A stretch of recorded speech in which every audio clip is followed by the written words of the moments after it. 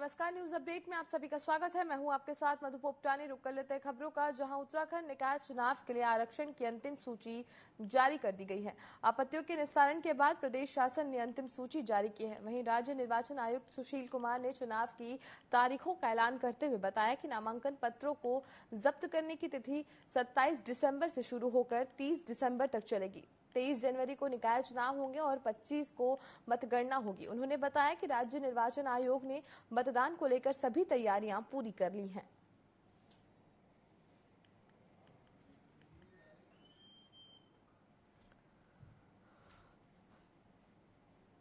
Nomination है वो 27 दिसंबर से 30 दिसंबर तक प्रतिदिन सुबह 10 बजे से साढ़े 5 बजे तक नॉमिनेशन किया जा सकता है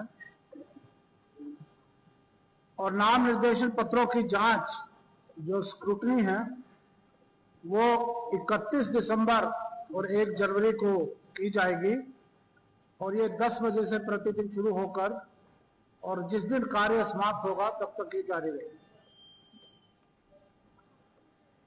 नाम निर्देशन पत्र वापसी, अगर कोई कैंडिडेट वापस लेना चाह रहा है वो 2 जनवरी को 10 बजे से 4 बजे तक अपना नाम वापस ले सकता है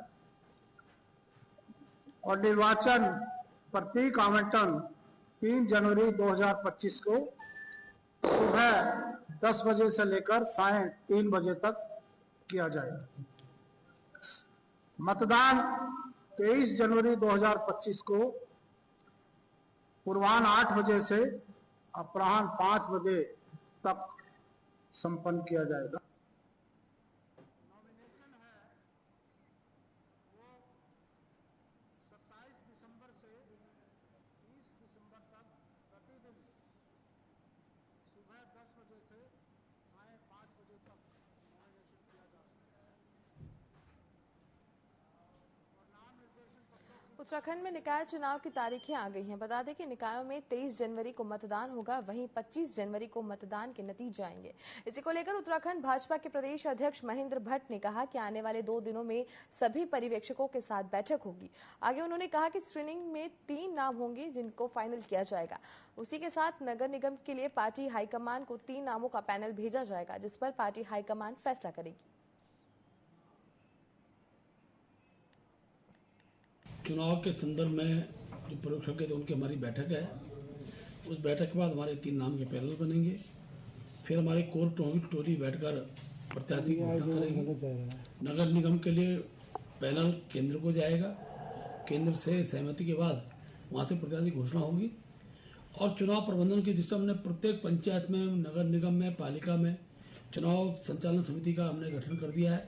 प्रत्याशी घोषित होने के बाद 2 दायित्व उसमें और एडिशनल जुड़ जाएंगे जो प्रत्याशी की सहमति से होंगे और मैं कह सकता हूँ तैयारी की चुनाव की दृष्टि से लगभग 2 माह से हमारी तैयारी है। बहुत जल्दी प्रत्याशी घोषणा होने के बाद विधिवत रूप से चुनाव प्रचार का अभियान प्रारंभ। उत्तराखंड में आरक्षण की अधिसूचना जारी होने के बाद चुनाव की तस्वीरें भी साफ हो गई हैं, जिसके बाद कांग्रेस पार्टी निकाय चुनाव को लेकर पूरी तरह से तैयार नजर आ रही है।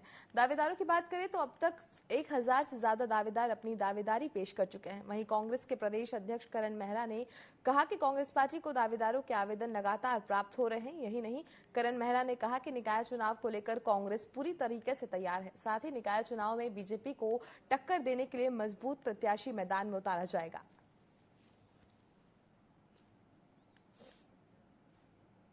तो 1000 की संख्या से ज्यादा हो गया। अकेले हरिद्वार में 300 से ज्यादा आवेदन है। यही मेयर के पद के लिए जो है 25 के आसपास आवेदन है। उसी तरीके से हमारे पास पौड़ी से, उसी तरीके अल्मोड़ा से, उसी तरीके से हल्द्वानी से बहुत बड़ी संख्या में लोग जो है दावेदारी कर रहे हैं।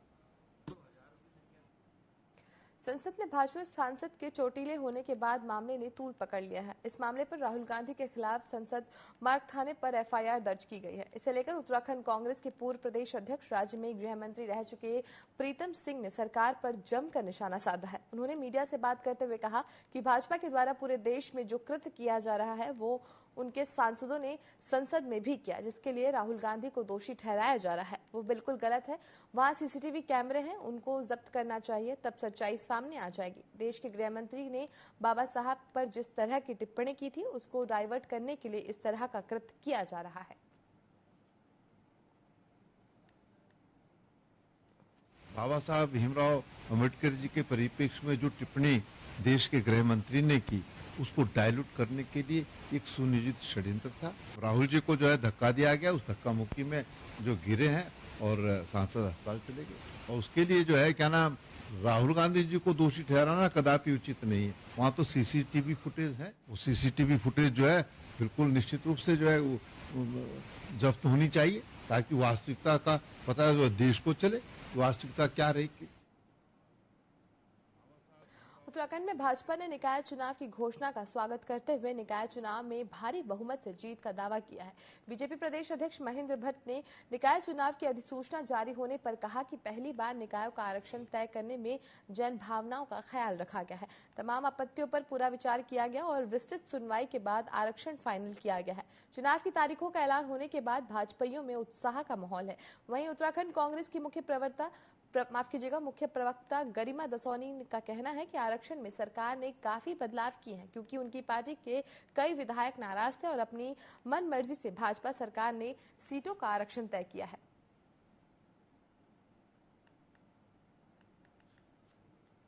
27 से 30 दिसंबर के बीच में नामांकन पत्र दाखिल होंगे। 31 दिसंबर और 1 जनवरी को नामांकन पत्रों की जांच की जाएगी। 2 जनवरी जो है उसके नामांकन वापस लेने के लिए अंतिम तिथि रखी गई है। 3 जनवरी को सिंबल आवंटन होगा। वहीं 23 जनवरी को मतदान होगा और 25 जनवरी को सभी निकायों के प्रदेश भर में नतीजे आएंगे। ऐसे में साफ दिखाई पड़ रहा है कि आपत्तियों के बाद जो अंतिम सूची आरक्षण की जारी हुई है, उसमें भी आमूलचूल परिवर्तन किए गए हैं। आज राज्य निर्वाचन आयोग ने चुनाव की तिथि घोषित कर दी है। 23 जनवरी को उत्तराखंड के सभी नगर पालिका नगर निगमों के अंदर स्थानीय निकाय के लिए जनादेश प्राप्त होगा। और मैं कह सकता हूं कि पहली बार का अनुभव है कि जब नगर विकास द्वारा आपत्तियां मांगी गई रिजर्वेशन के बाद, तो जन भावना का कद्र किया गया। आपत्तियों का निस्तारण सुनवाई के बाद हुआ। लगभग 39 नगर निगम, नगर पालिका, पंचायत मिलाकर 39 स्थल थे, जिनमें जन सुनवाई के बाद एक पुनः रिजर्वेशन तय हुआ है। हम इसका स्वागत करते हैं और 25 तारीख को उत्तराखंड के भारतीय जनता पार्टी सभी नगर निगमों में अपना परचम लहराएगी, ऐसा विश्वासपूर्वक मैं कह सकता हूं। नगर निकाय चुनाव की आचार संहिता लागू होते ही अल्मोड़ा नगर निगम सक्रिय हो गया है। नगर निगम ने नगर क्षेत्र में लगाए गए पोस्टर और बैनरों को हटाने की कार्यवाही शुरू कर दी है। नगर के विभिन्न स्थानों पर दीवारों पर चिपके पोस्टर और बैनरों को नगर निगम के कर्मचारियों ने हटाया। वहीं निगम के अधिकारियों का कहना है कि ये कार्यवाही आचार संहिता के तहत की जा रही है। इस दौरान सार्वजनिक स्थानों पर लगाए गए अवैध पोस्टरों और बैनरों को हटाना शामिल है। नगर निगम ने सभी राजनीतिक दलों और संगठनों के आचार संहिता का पालन करने की सख्त हिदायत दी है।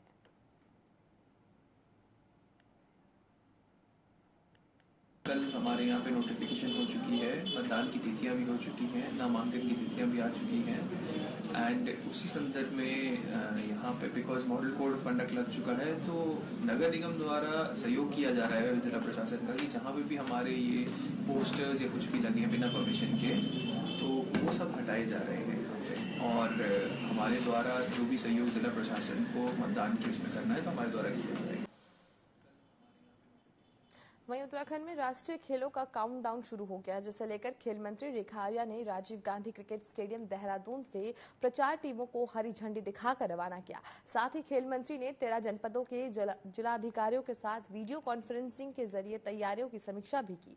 आपको बता दें कि 26 दिसंबर को हल्द्वानी के गोलापार में राष्ट्रीय खेलों की औपचारिक मशाल यात्रा शुरू होनी है। इसके लिए 3 सजे धजे कैंटर और अन्य टीम को देहरादून से रवाना किया गया है।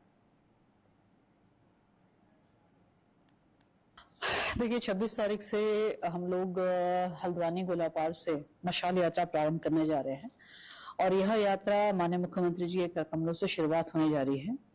निश्चित रूप से इसकी तैयारी बैठक जो है आज मैंने ली है और इस तैयारी बैठक में हमारे 13 जनपदों के जिलाधिकारी जुड़े रहे, जिनसे इस यात्रा को हर मुख्यालय तक पहुंचना, मुख्यालय से ब्लॉक लेवल तक में इस राष्ट्रीय खेलों का अथवा मशाल यात्रा का पूरी जन जागरूकता करना, इसके साथ ही वॉलंटियर रजिस्ट्रेशन होना, इसके अतिरिक्त कुछ अन्य कार्य भी जो कि जिलाधिकारी अपने स्तर से कर सकते हैं, बतौर उनको सुझाव उनको दिए गए हैं, जिसमें हमारी मैराथन से लेकर वो किसी प्रकार की प्रतियोगिता जिसमें रस्साकसी हो गया या पुशअप हो गया, पंजा प्रतियोगिता हो गया, इस प्रकार के कार्य भी कर सकते हैं।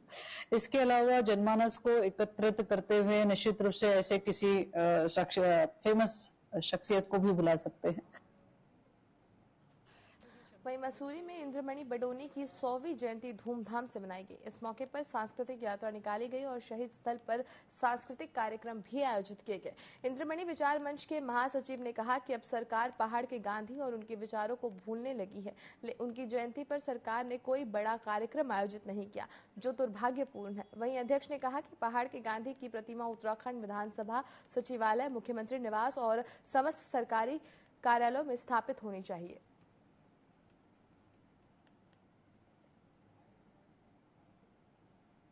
आज हमारे पर्वतीय गांधी जिन्हें कहा गया है, जिन्हें गांधी का दर्जा दिया गया है उत्तराखंड का, जिन्होंने कि उत्तराखंड आंदोलन में अहम भूमिका निभाई, आज उनकी 100वीं पुण्यतिथि है। इसमें यहाँ पे सभी जन समुदाय के लोग, सभी संगठनों के लोग, सभी राजनीतिक दलों के लोगों ने यहाँ पर आज उनकी पुण्यतिथि पर उनको याद किया और जिस तरीके का उनका योगदान पूरे उत्तराखंड को रहा, उत्तराखंड बनाने में रहा, आज हमने उनको अपना श्रद्धा सुमन अर्पित किए। उनके लिए बीबीसी लंदन ने कहा था कि अगर गांधी को दोबारा देखना है तो उन्हें उत्तराखंड आंदोलन के अंदर इंद्रमणि बडोनी को देख सकते हैं। लेकिन हमें अफसोस के साथ कहना पड़ता है कि 29 साल हो गए आगे उनकी डेथ को 26 साल होने जा रहे हैं। 99 में उनकी डेथ हुई, लेकिन आज तक विधान भवन के अंदर पर्वतीय गांधी कहते हो, पर्वतीय गांधी इंद्रमणि बडोनी की मूर्ति तक नहीं लगाई। बीजेपी और कांग्रेस की सरकार इंद्रमणि बडोनी जी का जितना अपमान इन बीजेपी के कांग्रेस सरकारों ने किया वो अक्षम्य है। वो आज की पीढ़ी सोच भी नहीं सकती है, लेकिन इतना जरूर है कि इंद्रमणि बडोनी की जो विचारधारा थी, उनके जो काम करने का तरीका था, उनको जो सबको साथ लेकर के चलने का जो सोच थी, उस सोच पे आज की पीढ़ी को हम सबको आगे चलने की जरूरत है। तभी हम इस उत्तराखंड का भला कर पाएंगे, तभी हम जो सपना इंद्रमणि बडोनी जी ने उत्तराखंड के लिए देखा था, उस सपने को साकार कर पाएंगे। आज 100वीं जयंती है पर्वतीय गांधी इंद्रमणि बडोनी जी की और मसूरी में देखिए इतने सुंदर वातावरण में आज तो प्रकृति भी मेहरबान हो गई है। आज मसूरी में भी जो है बडोनी जी की जयंती पे यहाँ पर बर्फबारी हुई है, जिसका इंतजार था। बड़ा सुंदर मौसम है, तो ये कहीं न कहीं जो ये पितृ हैं आज उत्तराखंड के, इनका आशीर्वाद मसूरी को और उत्तराखंड को मिल रहा है।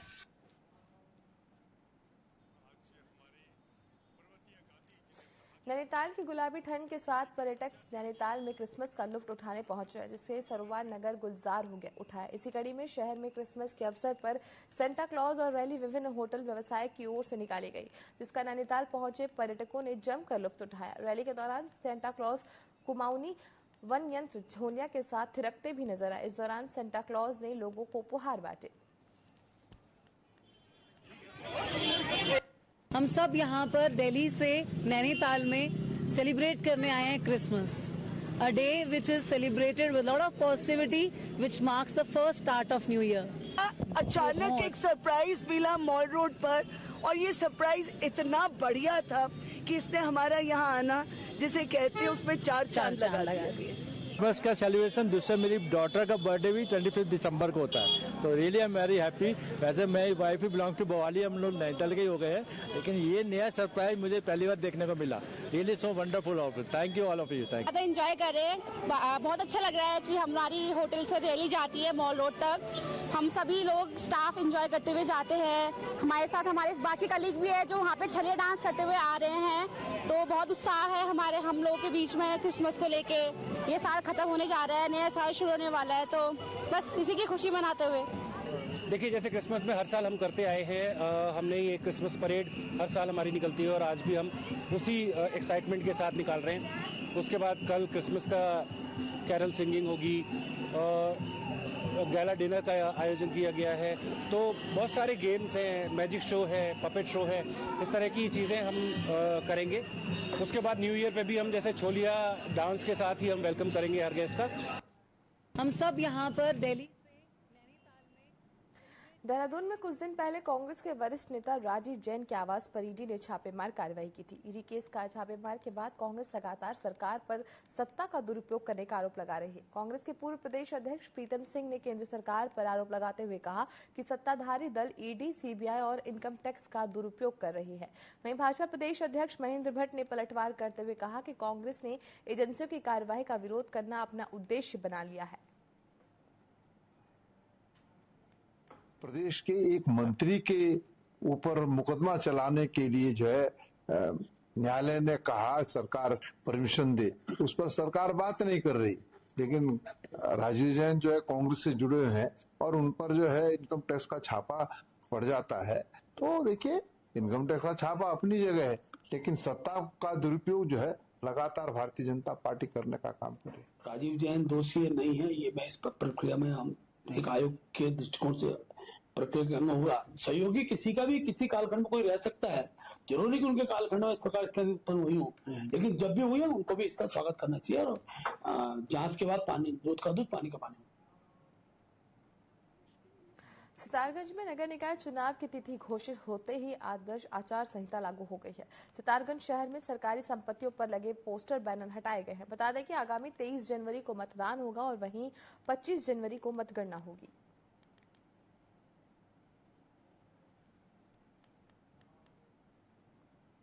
वहीं देहरादून पुलिस और प्रशासन ने क्रिसमस और न्यू ईयर के लिए फुल प्रूफ तैयारी का दावा किया है।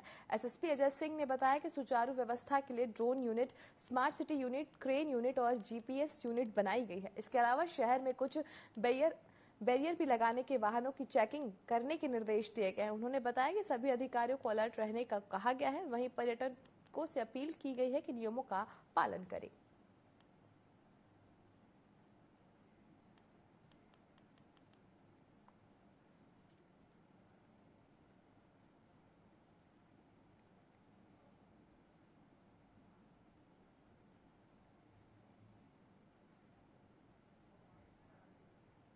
साथ ही साथ नया साल भी है और उसके बाद एक वीकेंड भी लंबा है, तो इसमें काफ़ी सारे पर्यटक के आने की उम्मीद भी है। खासकर अगर मैं देखता हूँ देहरादून में मसूरी है, ऋषिकेश है और चक्राता भी हमारा एक डेस्टिनेशन है। और खासकर माननीय मुख्यमंत्री जी का जो शीतकालीन जो डेस्टिनेशन की बात कही गई, उसमें मसूरी हमारा जो फेमस एक शीतकालीन डेस्टिनेशन है। साथ ही साथ चक्राता भी बहुत ही डेवलपिंग और प्रॉस्परस जगह है जहाँ पर लोग घूमने पर्यटक आते हैं यहाँ पर। और जिस तरह से अभी फोरकास्ट की बात चल रही मौसम विभाग की, जिसमें एक बर्फबारी की अंदेशा भी है या मौसम के जो अनुमान है, तो पर्यटकों से ये अपील रहती है कि जब भी वो इस तरह की यात्रा पर आए तो एक बार मौसम विभाग का जरूर चेक कर लें, जिससे कि वो अपनी तैयारियों से आए। यहाँ पर तैयारी से आने से अच्छा रहेगा। सारी व्यवस्थाएं पुलिस द्वारा इस बार और बेहतर की जा रही है। खासकर मसूरी और शीतकालीन जो डेस्टिनेशन हमारा चक्राता है, वहाँ पर हमने हेल्प डेस्क भी बनाई है, जिससे कि जो हमारे टूरिस्ट आने वाले हैं उनको कोई दिक्कत भी ना आए। और साथ ही साथ पुलिस व्यवस्था में जो आमजन है उनके भी रोज काम चलते रहे, कहीं यातायात का दबाव ना बने।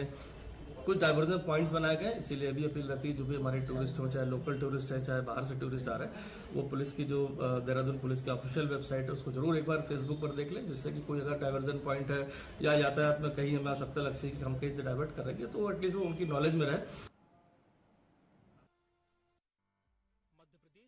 24 के साथ नमस्कार। न्यूज अपडेट में फिलहाल के लिए इतना ही। आप बने रहे TV24 के साथ। नमस्कार।